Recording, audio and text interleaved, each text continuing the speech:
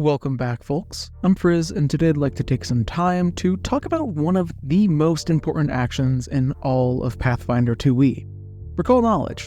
Now, I know that sounds like I'm making a grand statement to keep you all watching the video longer, and while that isn't entirely incorrect, I really do believe that recall knowledge is incredibly important. It has always been important, but now with the remaster, some rules surrounding it have been changed and clarified. For those who don't know, recall knowledge is a general skill action for seeing what information a character already knows about really any subject. You can use it with like half of the different skills in the game, and you can use it to try and get information on just about everything. This means that it's useful out of combat, like if you're trying to see if you know what the laws of whatever given country you're in actually are, or you can use it in combat, like if you're trying to see if you know what damage type a dragon's breath attack deals. Either way, knowledge is power, and obviously that means then that recall knowledge is a powerful action.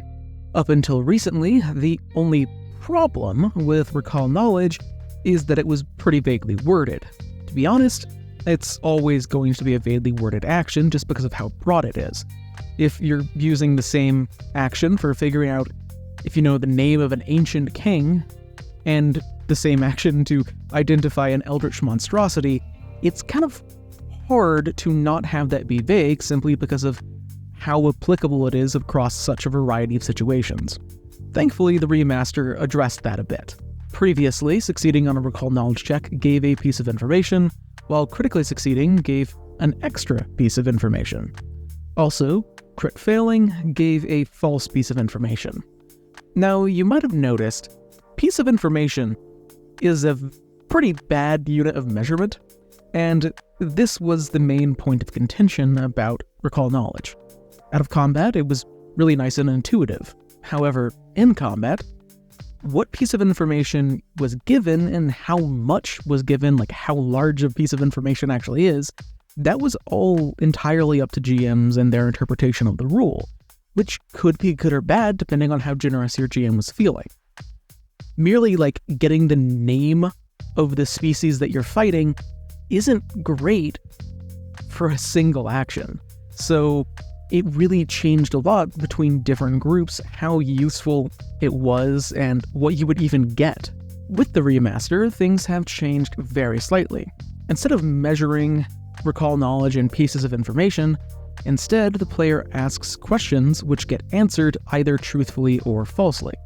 This means if you're fighting a monster that keeps on regenerating and refusing to die, if you succeed on a recall knowledge check, you can explicitly ask how to stop its regeneration, rather than just knowing that you're fighting a troll because that's the piece of information your GM decided to give you.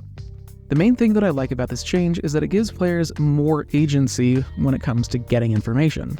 Considering that you're asking the question, you're way more likely to get information that's actually relevant to you as a character and that you can use. Like, learning about a creature's weakness is way more relevant for a spellcaster than learning that it has the swallow whole monster ability.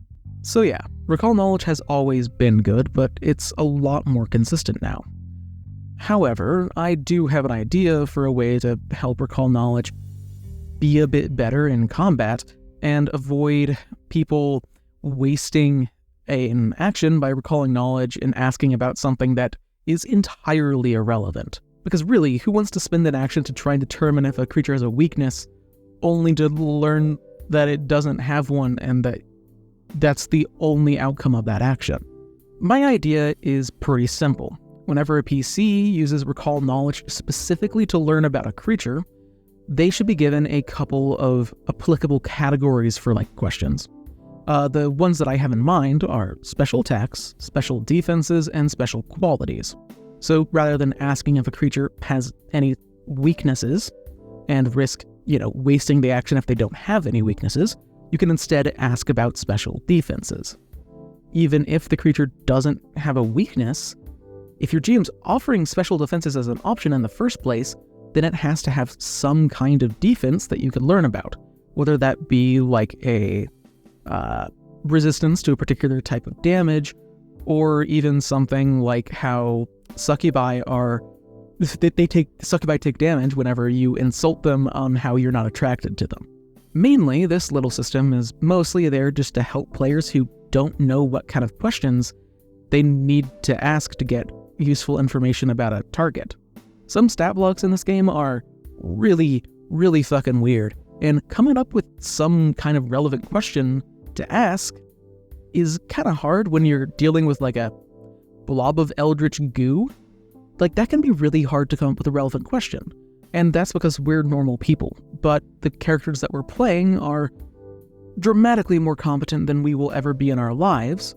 So with this system, you're at least going to get some kind of relevant information, which personally I like. Whether or not you want to use my suggestion, Recall Knowledge is so much more reliable than it was before the remaster.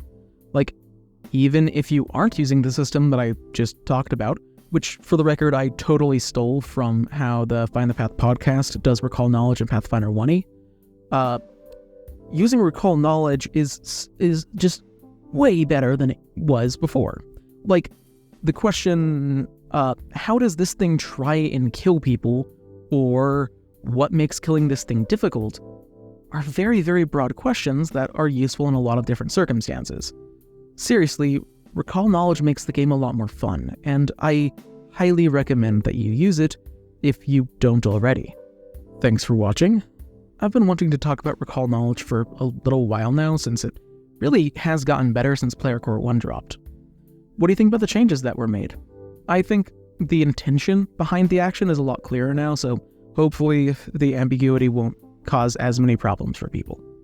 Also, I mentioned them earlier, but Find the Path Adventures is a wonderful series of Pathfinder podcasts that I really cannot recommend highly enough. Seriously, they are wonderful people. But if you have any comments to make about the video, or any critics or, comments, I would love to read them down below. I've been really tired and busy for the past month or so I've been out of the habit of responding to comments, but I will be getting back into that soon. And while you're down there, you can always consider subscribing to the channel or joining up as a member for the new year.